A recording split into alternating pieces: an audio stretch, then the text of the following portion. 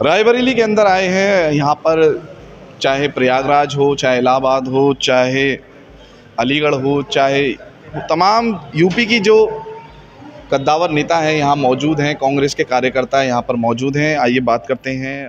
क्या देख रहे हैं जिस तरीके से माइनॉरिटी के बीच में काम करते हैं, राजनीति का क्या स्तर बढ़ता जा रहा है, क्या लग रहा है 2024 का जो चुनाव है, क्योंकि कहते हैं कि जो जीत का रथ है वो यूपी से होकर गुजरता है, क्या इस बार इंडिया गठबंधन का रथ यूपी से होकर गुजर रहा है?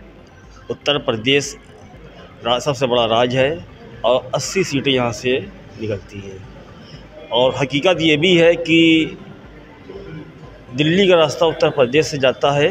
मौजूदा समय में जिस तरीके से ये राजनीति हो रही है और जैसे सत्ता पक्ष इस समय बोलना चाहिए मुद्दाहीन राजनीति कर रही है, उनके पास कोई मुद्दा नहीं ना, जो मुद्दा वो जनता के बीच में जाए और अपने किए हुए कामों को गिनाए, जिसके बेस पे वो वोट पाए।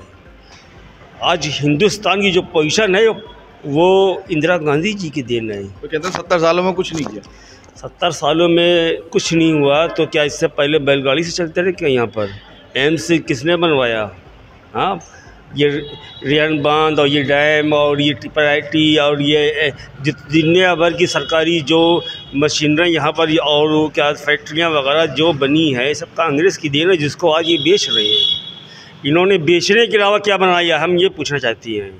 इन्होंने सिर्फ बेरोज़गारी दी है, इन्होंने महंगाई दी है, यहाँ इन्होंने महिलाओं के साथ उत्पीड़न करवाया है, इन्होंने किसानों को उत्पीड़न किया है, किसान खेत में मर रहा है, यहाँ तक कि हमारे खिलाड़ी सड़क पर उतर रहे हैं और हमारे जवान सरहद पर शहीद हो रहे हैं। ये पाकिस्तान का नाम लेते हैं। 10 साल में एक बार ही चाइना का नाम इन्होंने लिया। मोदी जी ने तो देश को बचाया ना कोरोना से बचाया है। अभी जो वैक्सीन वाला मामला आया है उसमें खुल के आ गया कि क्या मामला है।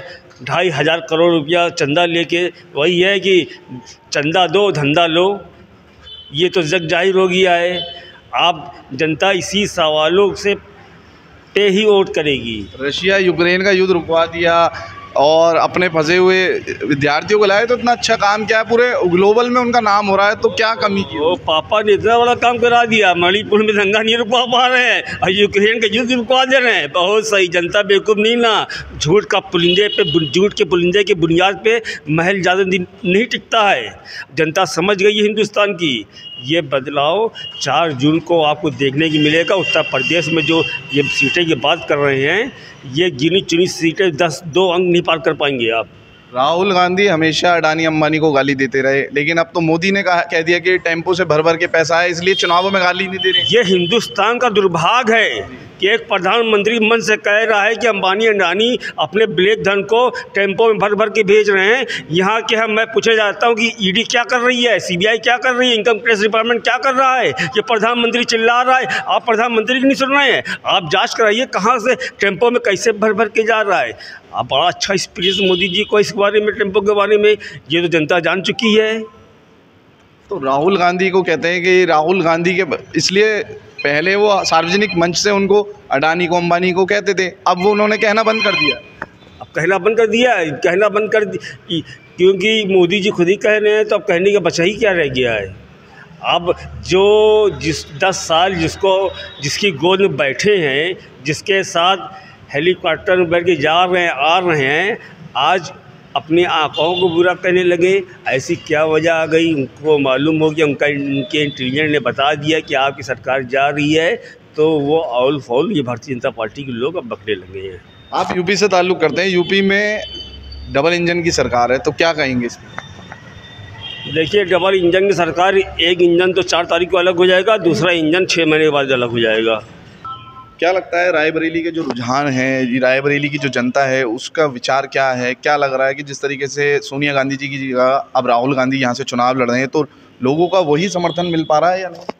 हमने पूरे रायबरेली में घूम रहे हैं, ऐसा बदलाव लग रहा है इस सरकार को हटाने का पूरी तरीके से बदलाव हो चुका है। जहाँ पे महंगाई को लेकर के, बेरोज़गारी को लेकर के, अर्थव्यवस्था को लेकर के और लगी हुई पूरे देश में नफ़रत की आग को लेकर के पूरा देश आप समझ लीजिए त्राह त्राह कर रहा है, जिसको इस ऐसी हुकूमत को जो देश को लूटने के सिवा कुछ नहीं किया है, देश के 15-20 उद्योगपतियों को सारा का सारा धन लुटा दिया है, लेकिन देश का किसान खून का आंसू बहा रहा, देश का नौजवान बेरोजगार हो रहा है और पूरा देश महंगाई से त्रस्त हो चुका है। ऐसी हालात में पूरा परिवर्तन है। इस सरकार को 4 जून को अंतिम विदाई है इसकी। क्या लगता है यूपी से 80 सीटें दी जाती हैं, 72-70 सीटें दी जाती हैं एनडीए गठबंधन को, और क्या वजह है कांग्रेस 2 सीटों पर ही सिमट कर रह गई है? तो आप यूपी से ताल्लुक़ रखते हैं, यूपी की राजनीति को समझते हैं, तो इस पर बताइए। राष्ट्रीय अध्यक्ष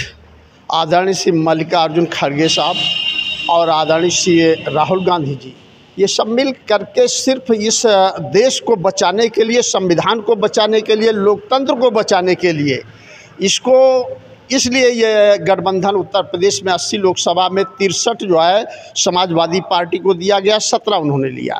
देश को सिर्फ बचाने के लिए, देश संविधान को बचाने के लिए, किस तरीके से हम देश के संविधान को, लोकतंत्र को बचाएं, सिर्फ इसी कारण से जो है उन्होंने 17 सीटों पे अपना समझौता कर लिया।